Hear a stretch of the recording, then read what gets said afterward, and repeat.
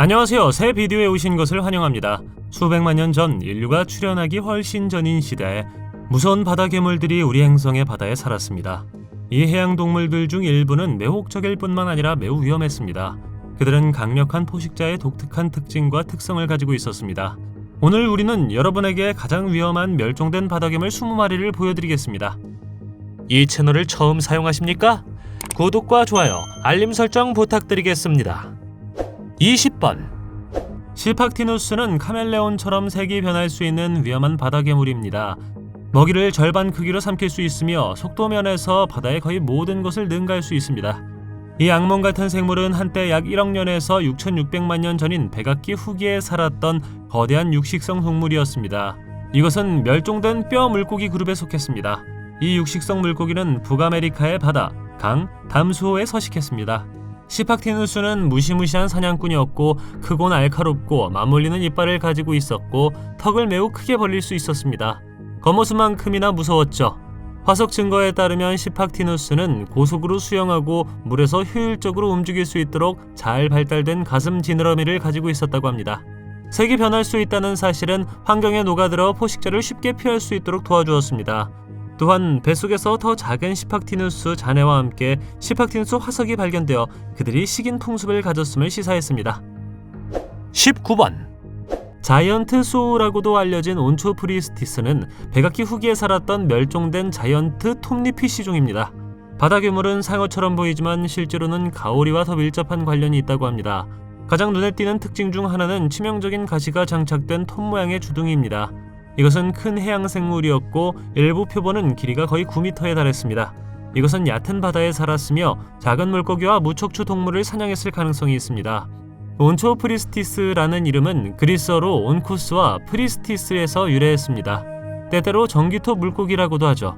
주둥이에 있는 가시는 아마도 포식자에 대한 방어 메커니즘으로 사용되었을 것입니다. 바다 괴물의 이빨은 납작한 연마면에 배열되어 있었습니다. 약 6,500만 년 전에 공룡 및 다른 많은 종과 함께 멸종된 것으로 추정됩니다. 온초프리스티스의 화석은 아프리카, 유럽, 북아메리카에서 발견되었는데 이는 한때 다른 서식지에 살았던 널리 퍼진 종이었음을 나타냅니다. 18번 이크티오사우루스는 적어도 1억 6천만 년 동안 살았던 무시무시한 해양 파충류 집단입니다.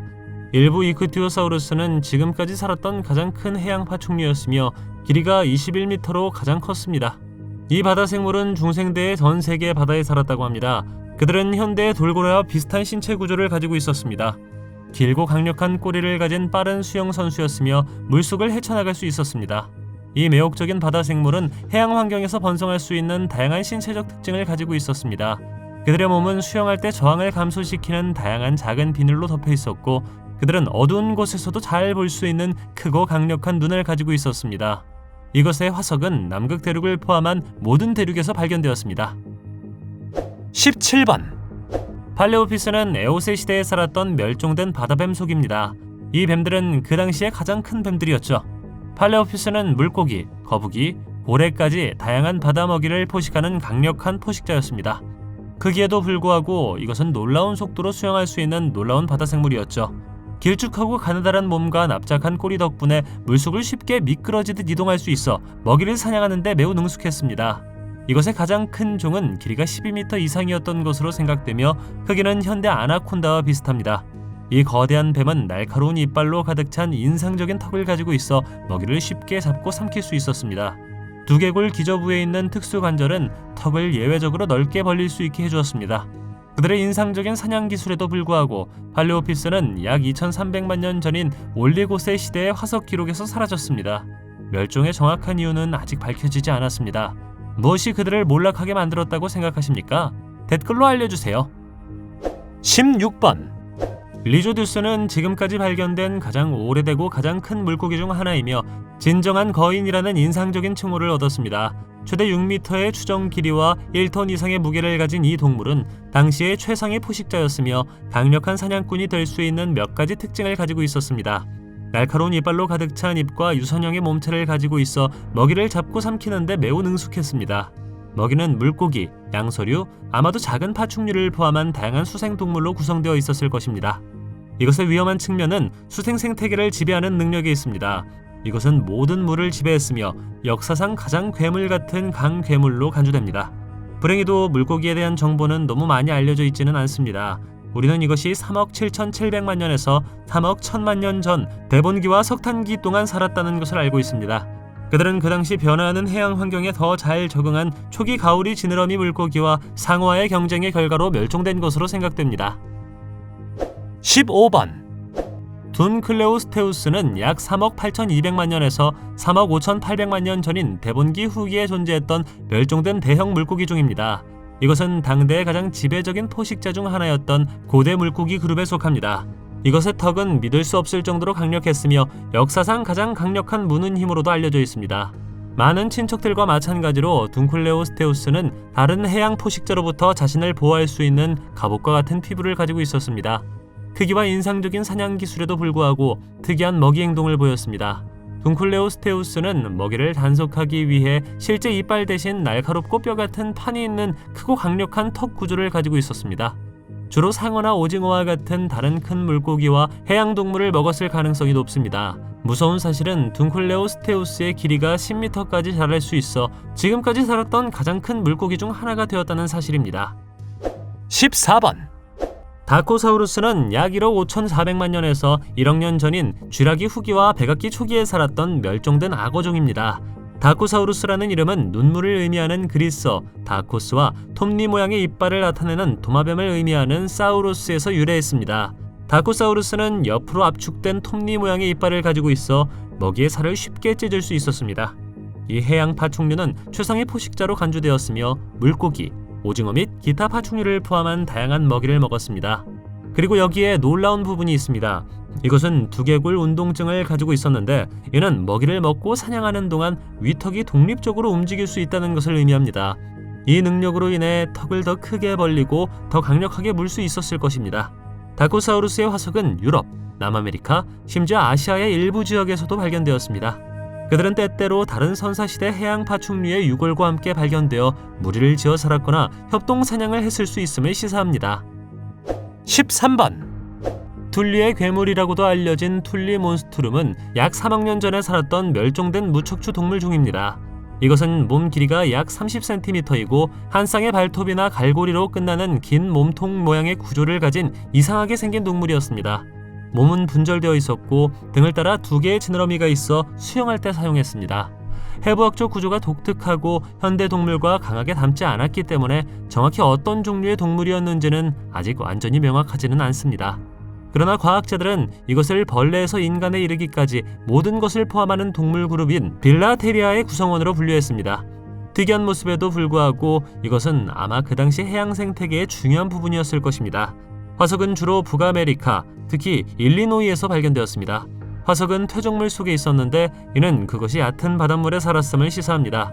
그것은 또한 육식동물이었던 것으로 생각되며 일부 과학자들은 이것의 독성이 있었을 수도 있다고 말합니다. 12번 널리 퍼진 노토사우루스는 트라이아스기 시대에 멸종된 파충류종으로 약 2억 4천만 년에서 2억 1천만 년 전에 살았습니다. 노토사우루스라는 이름은 거짓 도마뱀으로 번역되어 처음에는 신체적 특징이 도마뱀의 특성과 혼돈되었기 때문에 이 생물에게 주어졌습니다. 이 동물들은 육상동물로부터 진화한 해양 파충류였고 물속에서 물고기를 사냥하는 데 잘 적응되어 있었습니다. 그들은 최대 4m의 길이에 도달할 수 있는 길쭉한 몸체와 물속을 빠르게 이동하는 데 도움이 되는 유선형의 머리를 가지고 있었습니다. 그들은 물속을 쉽게 헤엄칠 수 있는 노와 같은 팔다리와 기동하고 방향을 바꾸는 데 도움이 되는 길고 강력한 꼬리를 가지고 있었습니다. 그들은 체온을 조절할 수 있어 온혈 동물이 되었습니다. 이것은 노토사우루스가 현대 포유류 및 일반 조류와 공유하는 독특한 특성이며 바다에서 성공한 이유였습니다. 그들은 미끄러운 물고기를 잡는 데 적합한 강력한 물기와 이빨을 가지고 있었습니다. 톱니 모양의 이빨은 먹이의 살을 쉽게 자르는 데 도움이 되었습니다. 11번 리오플로드는 공룡은 아니었지만 공룡과 함께 살았는데 이는 아마 그의 힘을 잘 말해줄 것입니다. 이 바다 괴물은 지금까지 살았던 것으로 알려진 가장 큰 해양 파충류 중 하나였으며 추정 최대 길이는 최대 7m이고 무게는 2000kg입니다. 이것은 날카로운 이빨과 4개의 지느러미가 있는 거대한 머리를 가지고 있어 큰 먹이를 효율적으로 사냥했습니다. 리오폴로돈의 첫 번째 잔해는 19세기 영국에서 발견되었지만 80년대와 90년대에 프랑스에서 더 완전한 유적이 발견되고 나서야 고생물학자들은 이 바다 괴물의 실제 크기와 특성을 이해하기 시작했습니다. 리오폴로돈은 플레시오사우루스였는데 이는 목이 길고 몸에 비해 머리가 상대적으로 작다는 것을 의미합니다. 그럼에도 불구하고 이 머리는 여전히 거대했고 작은 자동차 크기의 먹이를 삼킬 수 있을 만큼 크게 벌릴 수 있는 턱을 가지고 있었습니다. 바다 괴물은 단지 500만 년 동안만 존재했지만 상당한 파문을 일으켰을 것입니다. 이 생물은 유체역학적 위장이라는 독특한 기술로 사냥을 했습니다. 큰 몸체를 사용하여 파도를 만들어 숨어 먹이를 발견하기 어렵게 만들었습니다. 리오폴로돈이 충분히 가까워지자 빠르게 가속하여 번개처럼 빠른 반사신경으로 먹이를 움켜쥐었다고 합니다. 10번 모사사우루스는 약 8200만 년에서 6600만 년 전 백악기 후기에 살았던 멸종된 수생 파충류종입니다. 당시 바다에서 가장 크고 강력한 포식자 중 하나로 간주됩니다. 과학자들에 따르면 아마도 생태계의 최상위 포식자였으며 물고기, 해양 파충류, 무척추 동물과 같은 다양한 바다 생물을 먹었을 것입니다. 모사사우루스는 보통 깊은 바다에서 묘사되지만 수면 가까이에서도 수영할 수 있는 것으로 알려져 있습니다. 모사사우루스의 화석은 전 세계 여러 곳에서 특히 해양 퇴적물에서 발견되었습니다. 일부 알려진 사이트에는 네덜란드의 마스트리흐트시, 북아메리카의 서부 내륙 항로, 루마니아의 하텍 포메이션이 포함됩니다. 그들은 해안 가까이에서 발견되었으며 이는 속이 얕은 물과 깊은 물 모두에서 자주 사용되었음을 나타냅니다. 모사사우루스의 발견은 또한 고생물학자들이 척추동물의 진화를 보는 방식을 바꾸어 놓았습니다. 모사사우루스와 다른 모사사우루스는 물에 사는 파충류였으며 더 큰 파충류 그룹의 일부였습니다. 이 바다 생물의 발견은 모든 파충류가 육지에서만 산다는 생각을 제고하게 만들었습니다. 이것은 다른 파충류 그룹과 그들의 서식지 사이의 관계에 대한 새로운 연구로 이어졌습니다. 9번 이 다음 바다 괴물의 학명은 따로 있지만 언론이나 대중은 무섭고 위협적인 모습을 묘사하는 방법으로 고질라 상어라고 명명했습니다. 고질라 상어는 2013년 뉴멕시코에서 시카고에 있는 필드 박물관의 연구원 팀에 의해 처음 발견되었습니다. 유해는 상어의 턱, 이빨 및 기타 여러 뼈로 구성되어 있습니다. 유골의 크기와 구조를 바탕으로 연구원들은 고질라 상어가 멸종된 상어 그룹에 속한다는 것을 알 수 있었습니다. 그들은 고생대 초기부터 중생대 말까지 약 3억 6,500만 년에서 6,600만 년 전에 존재했던 다양한 상어 그룹이었습니다. 그들은 두 개의 등 지느러미와 큰 눈, 날카로운 이빨이 특징이었습니다. 그들은 또한 민물과 바닷물 환경 모두에서 수영하는 데 능숙했습니다. 상어는 큰 크기와 강력한 턱 때문에 가상의 괴물 고질라의 이름을 따서 명명되었습니다. 이 바다 괴물은 길이가 약 2m였으며 약 3억 년 전 페름기 초기의 담수 환경에서 살았을 것입니다. 8번 딜로사우루스는 현대 모니터 도마뱀과 뱀의 조상이며 길이가 14m로 만나기 무서운 바다 괴물이었습니다. 이 거대하고 탐욕스러운 바다 파충류는 약 8,500만 년에서 8,000만 년 전인 백악기 말에 바다에 서식했습니다. 딜로사우루스는 현존하는 가장 큰 바다 괴물 중 하나였으며 4개의 지느러미가 있는 긴 몸과 물을 헤쳐나가는 강력한 꼬리를 가지고 있었습니다. 딜로사우루스는 무시무시한 사냥꾼이었고 물고기, 암모나이트, 심지어 다른 해양 파충류를 포함한 다양한 해양 동물을 먹었습니다. 다른 모사사우루스와 구별되는 독특한 특징은 거대한 곤봉 모양의 주둥이였습니다. 이 주둥이는 먹이를 공격하고 제압할 수 있는 강력한 무기로 사용되었습니다. 또한 같은 종의 다른 수컷과 자주 싸웠을 것입니다. 과학자들은 짧고 튼튼한 이마, 날카로운 이빨을 가진 거대한 턱이 특징인 틸로사우루스의 특이한 머리 모양의 정확한 기능에 대해 논쟁을 벌여왔습니다. 일부 연구자들은 이 머리 모양이 거북이와 암모나이트와 같은 해양 파충류의 껍질을 물어뜯는 데 특화되었다고 믿는 반면 다른 연구자들은 공성추처럼 먹이를 들이받는 데 사용되었다고 생각합니다. 7번 헬리코프리온은 약 2억 9천만 년에서 2억 5천만 년 전인 트라이아스기 초기에 살았던 멸종된 상어와 같은 생물종입니다. 헬리코프리온의 거의 모든 표본은 나선형 패턴으로 배열되고 아래턱에 부착된 개별 치아 클러스터를 가지고 있었습니다. 이 클러스터는 이빨 소용돌이로 알려져 있으며 이것의 가장 독특하고 눈에 띄는 특징 중 하나입니다. 이것의 이빨 소용돌이의 정확한 모양과 배열은 과학자들 사이에서 많은 논쟁의 대상이었습니다. 일부 초기 재구성은 이빨이 톱과 같은 칼날을 형성했다고 제안한 반면 다른 사람들은 더 나선형과 같은 모양을 말했습니다. 이 파충류는 길이가 3에서 5m에 불과했을 것입니다. 이것은 아마도 작은 물고기와 다른 해양 무척추 동물을 먹었을 것이며 먹이를 잡고 부수기 위해 독특한 이빨 소용돌이를 사용했을 것입니다. 6번 크로노사우루스는 약 1억 2천만 년 전인 초기 백악기에 살았던 해양 파충류의 일종 짧은 목 플리오사우루스에 멸종된 종입니다. 그들의 화석 잔해는 그 수가 제한되어 있기 때문에 우리의 상상력을 자극해왔지만 현실도 그만큼 매혹적입니다. 크로노사우루스는 물고기, 암모나이트 및 기타 해양 파충류를 포함한 다양한 먹이를 먹는 생태계의 최상위 포식자였습니다. 큰 머리와 수백 개의 날카로운 이빨이 늘어선 강력한 턱을 가지고 있어 당시 가장 강력한 포식자 중 하나였습니다. 다른 플리오사우루스와 마찬가지로 크로노사우루스는 물속을 헤엄칠 수 있는 4개의 큰 지느러미를 가지고 있었습니다. 이 지느러미는 상당한 양의 추진력을 생성할 수 있었습니다. 크로노사우루스의 가장 독특한 특징 중 하나는 매우 짧은 목이었습니다. 먹이를 더 효과적으로 잡을 수 있도록 더 긴 목을 가진 다른 플리오사우루스와 달리 크로노사우루스는 몇 개의 짧은 척추뼈로만 구성된 목을 가지고 있었습니다. 이 바다 괴물의 화석 표본은 주로 호주, 특히 퀸즐랜드와 노던 테리토리 지역에서 발견되었습니다. 5번 우리는 거대한 상어, 왕고래, 무는 파충류를 어느 정도 받아들일 수 있지만 고대의 외계 전갈에 선을 그어야 합니다. 바다 전갈로 더 잘 알려진 이것은 4억 7천만 년에서 2억 5,100만 년 전 사이에 바다에 살았던 절지동물 그룹이었습니다. 그들은 지금까지 존재했던 가장 큰 절지동물이었고 가장 큰 종은 길이가 2m 이상이었습니다. 가장 큰 선사시대 바다 전갈은 약 3억 9천만 년 전에 살았던 야이켈롭테루스 종에 속합니다. 길고 뾰족한 다리와 먹이를 쉽게 짓밟을 수 있는 강력한 발톱을 가진 무시무시한 바다 괴물이었죠. 유립테루스는 물고기, 달팽이 및 기타 무척추 동물을 포함한 다양한 먹이를 먹었습니다. 더 큰 종은 초기 물고기와 같은 작은 척추 동물을 압도하여 바다에서 강력한 포식자가 될 수 있었을 것입니다. 오늘날 살아있는 가장 큰 전갈은 황제 전갈로 길이가 20cm 이상까지 자랄 수 있고 무게는 약 40g입니다. 그러나 선사시대 바다 전갈과 비교하면 작고 무게는 가장 큰 유립테루스의 1000분의 1도 되지 않습니다. 4번 리베아탄은 성경에 나오는 바다 괴물 리바이어던의 이름을 따서 명명되었으며 걱정스럽게도 약 1000만 년에서 1200만 년 전 중신세 시대에 살았습니다. 리베아탄은 길이가 약 13.5m이고 무게가 최대 50톤인 것으로 추정되는 거대한 항유고래였습니다. 리베아탄의 가장 두드러진 특징 중 하나는 거대한 턱과 이빨이었습니다. 입의 길이는 약 1.8m, 너비는 1.2m로 범고래의 입보다 3배 더 큽니다. 이빨도 거대하여 길이가 36cm이고 무게가 1kg입니다. 리비아탄이 발견되기 전에는 항유고래과에 속하는 모든 동물이 오징어를 사냥하는 데 적응했다고 생각했습니다.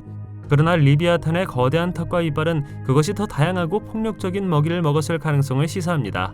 리비아탄의 가장 흥미로운 점 중 하나는 메갈로돈, 거대한 악어 및 기타 큰 고래를 포함한 다른 여러 거대한 바다 포식자와 공존했을 것이라는 것입니다. 이 바다 괴물들은 아마도 같은 먹이 공급원을 공유했을 것이며 심지어 격렬한 영토 분쟁에 연루되었을 것이라고 생각됩니다. 3번 바실로사우루스라는 이름은 도마뱀 왕을 의미하며 길쭉하고 뱀과 같은 몸체 때문에 생물에게 주어졌습니다. 진짜 도마뱀이 아니었기 때문에 이름이 다소 오해의 소지가 있습니다.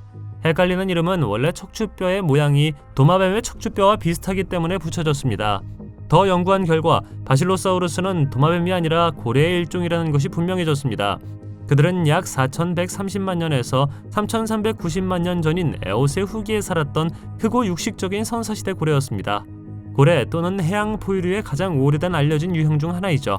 인간에게 알려진 최초의 선사시대 고래, 이름에도 불구하고 바실로사우루스는 도마뱀이 아니라 포유류였으며 점차적으로 바다 생활에 적응한 육상조상으로부터 진화한 것으로 믿어집니다. 바실로사우루스는 고래였지만 여전히 육지동물과 더 유사한 몇 가지 특징을 유지하고 있습니다.